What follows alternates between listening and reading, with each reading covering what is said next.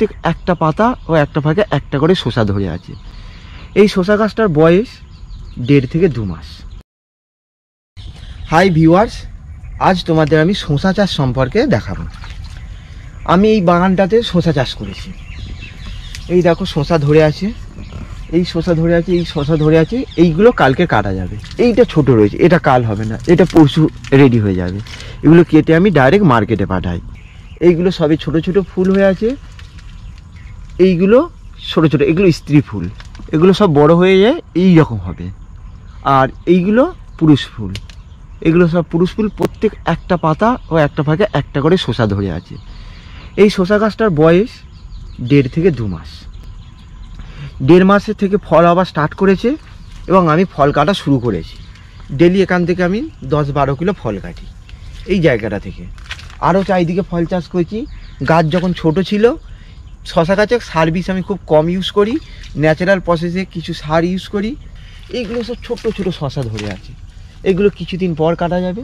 গাছ যখন ছোট ছিল তখন আমি ডিএপি আর ইউরিয়া পাইল করে গাছের গোড়া থেকে কিছুটা দূরে, গাছ এখানটা যদি গাছ থাকে, গাছ থেকে কিছুটা দূরে ডিএপি আর ইউরিয়া পাইল করে সেটাকে মাটি চাপা দিয়ে দিয়েছিলাম।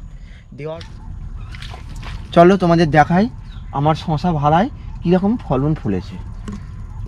এইগুলো ফুলে আছে, এই শসাগুলো ফুলে আছে, এইগুলো ফুলে আছে। আমার শসা ভাড়াটা আমি পুরোই দেখাচ্ছি তোমাকে, কীরকম গাছে কীরকম ফলন ফলেছে। আমি এখান থেকে তাও শসা ডেলি কাটছি, আজকেরও কেটেছি। আজকের কাটার পর আমি ফের ভিডিও করছি তোমাদের দেখাবো বলে, যে কীভাবে শসা চাষ করতে হয়, কি কি সার বিষ আমি ইউজ করি।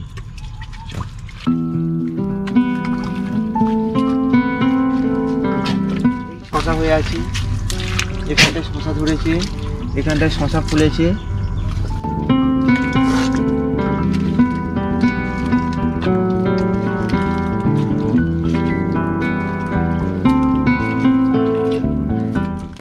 এই ফলন ফুলেছে, এই ফুলেছে।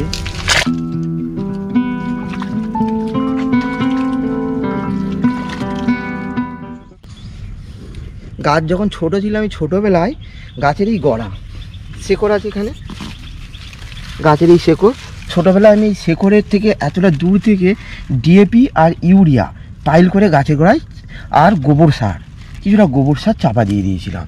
এখন শসা গাছ, এই উপরে শসা গাছ হয়ে আছে। আর এখানে দেখাও, এখানে দেখুন দুটো ফলন ফলেছে শসা, এইগুলো ফুলে আছে শসা গাছের উপরে। এইরকম আর গাছ হয়েছে শসা গাছ,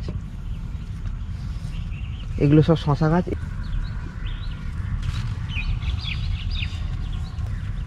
ভিউয়ার্স, আমার এই ভিডিওটা পছন্দ হলে প্লিজ একটা লাইক করে দিও, আর আমার চ্যানেলটাকে সাবস্ক্রাইব করে নিও, যাতে আমি নতুন কোনো ভিডিও ছাড়লে সবার আগে তোমার কাছে এই নোটিফিকেশান পৌঁছায়।